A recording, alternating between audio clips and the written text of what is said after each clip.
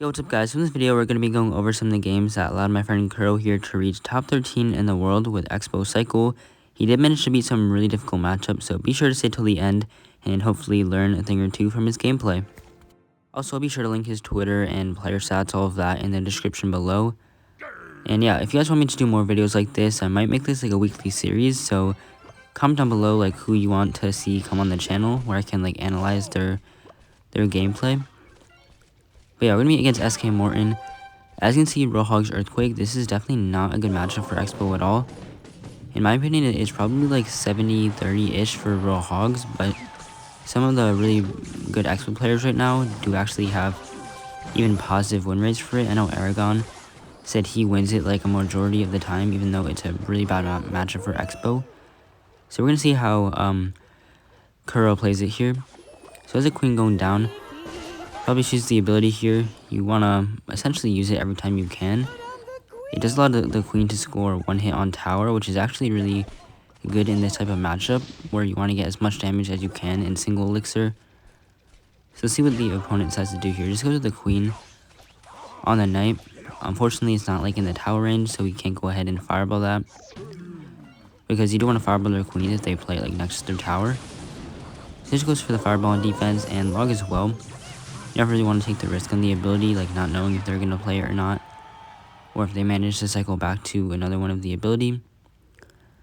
So yeah, pretty much just playing it slow in single elixir. It's really important that you don't get down damage in single, because it can be really difficult to come back. This is often just like a spell cycle game, which can be bad because Earthquake actually does, I think, 5 more damage than Fireball, and it's also 1 less elixir, so you can easily lose if it comes down to a spell cycle, which is why often you need to like try to get a lock in single elixir. But if they know what they're doing, they're just gonna like go cannon in the middle, and then Earthquake log your Expos and just take the tower damage. Or they'll split roll Hogs and Earthquake, so you can't get a good fireball off. So let's see what Mortar does here. He's gonna go split roll Hogs in the middle. So you want to go Tesla a lot in the anti-Earthquake position in this matchup, which is like 1 tile or 2 tiles from the river. I don't know exactly how to say where to place it, but not directly at the river. You can put it like 1 tile lower, but that way they won't be able to Earthquake your Tesla and the tower. And usually the opponent will just go roll Hogs on it like right away, because the towers won't be able to target the Hogs right away, so they'll be able to kill the Tesla. So you just have to be quick with like getting skeletons down, or an Archer Queen or something, just to help DPS those Hogs down before they can reach your tower. So right here, he does go with the low Tesla. This might have been to bait an Earthquake or something, because maybe he can try to like go for an Expo now and try to get some damage, but it just has to... oh, he does go in for the Expo now. I haven't actually watched these replays yet, so I don't even exactly know what happens, but just because the late log on the Royal Hogs is down some damage, but that Expo luck will even things out a tiny bit. As well as Mortar does make a tiny mistake there with the skeletons, does not end up pulling the knight all the way, which actually will put Xbow in the damage lead. Also, this is really important that you're going opposite lane in this matchup, because he can keep going Xbow on the left, and Mortar won't catch him in damage on the left side unless he places like 3 or 4 more Earthquakes. So it's pretty much just like a bunch of free Expos he can go on the left without worrying about being down in tower damage by giving him like free Earthquake value. So just go with the Fireball and the 3 Raw Hogs. It's pretty smart if you're the Raw Hog player not to just go all in one lane to give them a really nice Fireball. But see, he's like splitting 3 in 1, so that he still has to play skeletons or something on the 1 Raw Hog, or else it'll get a couple hits on tower, which can be like really devastating in this type of matchup. So Raw Hogs will get a little bit of damage here, but not the worst case scenario, since he's still going to be up quite a lot. Also going in the opposite lane, where there's a lot more HP on tower. So go with the Fireball on those remaining Raw Hogs. Mortar here is really low on elixir, so just going to the cannon. Looks like he's trying to cycle back to Raw Hogs, so just the same thing. Place them in the middle, but if they're not careful, they don't have like another troop tanking. Raw Hogs will like jump and allow the Expo to re-target on the tower, which will allow Kuro to pick up the win here. It's a really clean game to start off against SK Mortar, one of the best players in the world. I'll see you all in the next match. So we're going to be looking at a game here against arguably the best Mega Knight player in the world, because I think this guy Hashirama finished number 2 with Mega Knight Archer Queen 2 seasons ago. So he's definitely one of the best with the deck. So if you want to learn how to beat it with Expo, then definitely should pay attention to how Kuro's going to play this game here. And I would say this matchup is also pretty bad when you have Archer Queen. In my opinion, Archers makes it like a little bit better, but I could be wrong on that. Just because Archer Queen, it gives them the opportunity to get like a lot of lightning value if you don't space out your Tesla and your Archer Queen and all of that. And overall, this matchup is just kind of annoying with the E-Spirit, which gives them kind of a quick cycle, so it can be a little bit harder to outcycle the Mega Knight. Although the opponent like kind of messed up early on here, does let the Expo get quite a lot of damage on tower, and log. Pretty good timing. It's going to allow the bandit to not kill the Expo immediately. So off to a really good damage lead. And I know I heard Aragon say this in this video, but you pretty much need to get like as much damage as you can in single elixir, because once it gets to double and triple, you're not really going to be able to get a lock if they just defend how they're supposed to, I guess. So if you can get damage in single, then it's going to be like really beneficial later on. So going in for an Expo right now, personally I probably would have cycled my queen in the back to try to bait out a lightning. Or a good play is if they go with their own Archer Queen in this matchup, then you can just Expo right away, because they will not have enough elixir to play their Mega Knight immediately. And if they do just save up for the Mega Knight, then at least your Expo will still end up killing their Archer Queen. So I would have not gone Expo there, and I would cycle my queen in the back. But that's just like a play that I would make.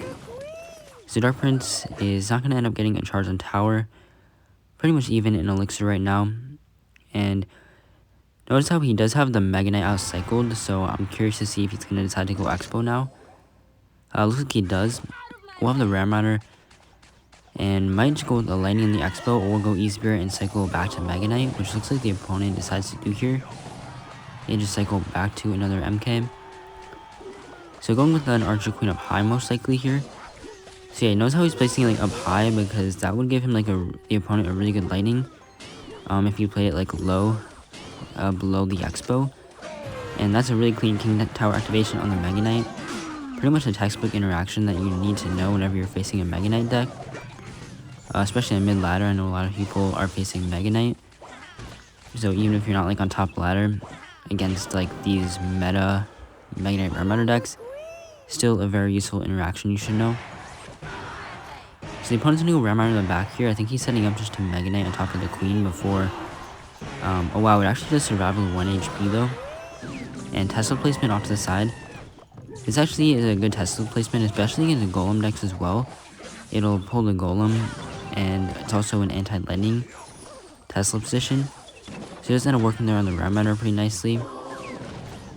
And okay, just go log on the Queen as well as Snipe. So it's kind of important how you use your Knight in this matchup, because it's kind of important on defense against their Mega Knights. This will often go in when you don't have your Knight in hand, just to make you panic and have to play Teslas and stuff where you don't really want to. So the opponent's just spamming Mega Knight in front right here, and going with a log to reset the Ram Rider. And Knight as well, just to keep the Queen alive for a little bit longer. Log, pretty good timing, he's going to finish off his Ram Rider. And let's see here. Okay, Queen is not in tower range, that's kind of unfortunate. Kuro has to go ahead and use his own Queen here. But really nice log is going to finish everything off, and he's going to have to respond to the Queen here. Probably just go with a Mega Knight in front of the Ram Rider. So Bandit, King Tower activation is like really helpful, especially when he gets like triple elixir, as you'll be able to see. It's just like really valuable on defense, so it's better if you get the King activation as early on as possible. So the opponent's pretty much like lightning cycling now. Doesn't really have a great way of getting damage besides the lightnings. But because Kuro managed to get that really good lock in single elixir, it's pretty hard for the opponent to come back now just by getting spell damage. So going with the high Tesla and the anti-lightning position, the opponent, he doesn't really want to lightning without hitting tower at this point, because he knows he needs as much tower damage as possible. So Tesla up high just to be sure the Ram Rider won't connect. And yeah, Harishima, I don't know how to pronounce that name, Hashirama. he just gives up, knowing that lightning won't do enough damage. So really clean win, textbook defenses on how to defend Magnite Lightning. Alright, so we're going to be analyzing this live match here, and he's going to be up against Macarius, who is actually usually a one-trick that uses Mortar, Hog with like a minion horde. It's a really off-meta deck, but he's been using it for years, and managed to make it work quite well. But looks like he's using something different with Valkyrie, Lightning Miner. Oh wow, he has an Earthquake too, so this actually might have been a snipe, I'm not 100% sure. Because I've never seen Macarius run this Miner EQ deck before. So it'll be interesting to see how Kuro decides to play this. Since of course like Earthquake Lightning probably does quite well against Expo. So not the ideal matchup, but see if there's any way to break through. I'm assuming, yeah, it's gonna be a Mortar deck because Macarius is like usually known for running Mortar. I've just never seen him actually run this variant of it. Like I'm like 50% sure this was a snipe because no one has ever like ran this deck to my knowledge. Or he could just be tilted and just trying to hard counter a certain deck. And Archer Queen will get a hit unless he uses something else on it. And this just decides to ignore it, which actually gonna be quite a lot of damage because 2 queen hits at like maybe, I don't even know how much an Archer Queen does, like 200, 250 damage. It's actually gonna put him in the damage lead to start off. And this is definitely gonna be another matchup where you want to go opposite lane, because the Earthquake Lightnings are definitely gonna pile up on the Expos if you keep going the same lane. So you want to kind of get them to split the tower damage. So Macarius is smart here. He would start going miners on the right side just to even out the tower damage and kind of force Kuro to switch lanes a lot on where he's playing his Expos. So it goes for the offensive Expo pretty much the same time that the opponent goes for the miner here. He's somewhat low on elixir, but I think he'll just go with an Earthquake. I don't know what the last card is going to be. At first I thought it was going to be Log, but I'm pretty sure if it was Log, he definitely would have played it by now. So yeah, I'm not sure why he just went Lightning on a 1 HP Expo, since the last card has to be a small spell. And there's no way he has a poison too. And dude, that's actually a really clean fireball on the offensive end. It's gonna end up killing the Mortar before the Valk is able to get down, which will put the tower to about 1700 HP. So a really nice damage lead here. Goes in with another offensive Expo, kind of just tanking the miner, utilizing the elixir advantage to try to get a lock. Unfortunately, I don't think it's gonna really work because Earthquake just does like so much damage to the Expo that there's really no way you get a lock. They have something else tanking for it for long enough.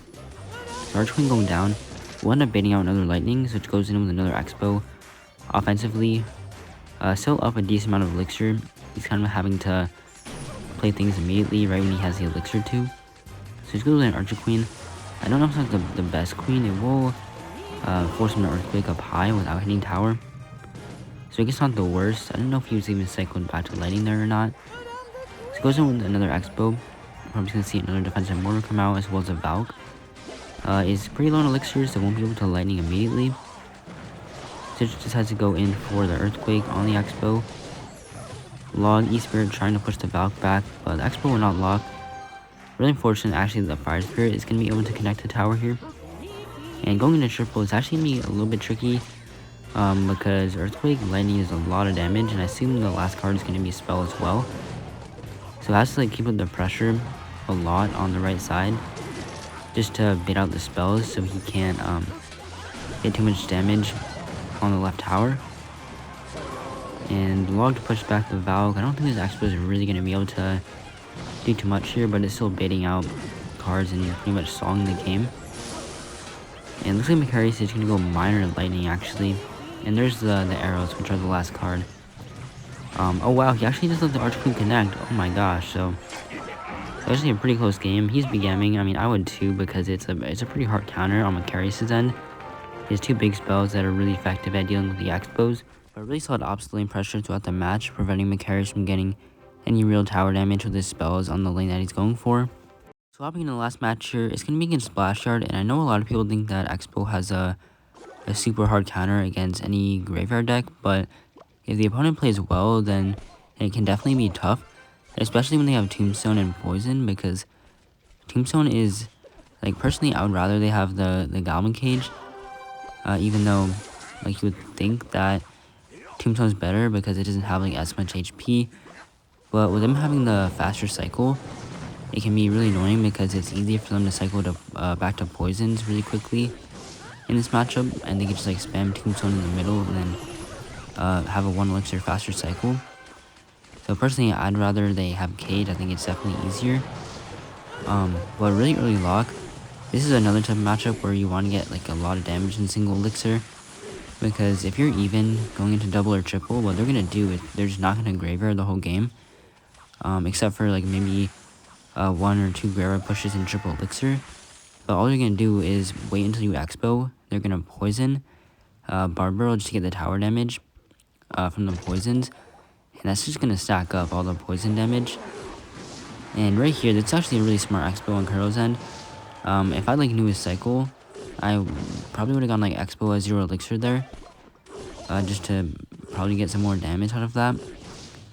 But noting that he didn't have any ground cards in cycle, no Valkyrie, Barbarrel, Tombstone, or anything like that to really catch the Expo, and does manage to get like a really good lock early on. So if you can get them in a bad cycle and single, it can be like really beneficial, as you can see here. Getting the tower all the way down to 1000 HP before double elixir. The opponent does get his fair share of damage too. But at this point, just like keep going with Expos in the opposite lane. Try to bait out poisons.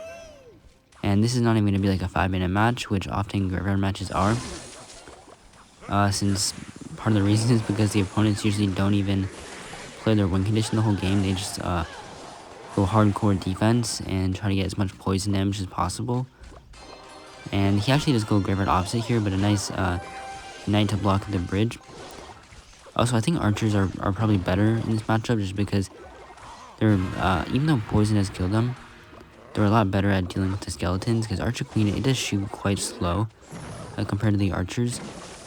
So sometimes your graveyards can get like a lot more damage because the Archer Queen isn't as effective with dealing with the skeletons. So pretty good offense here. I don't think it actually will get any damage. I think I would have fireball the Tombstone. He actually does fireball it.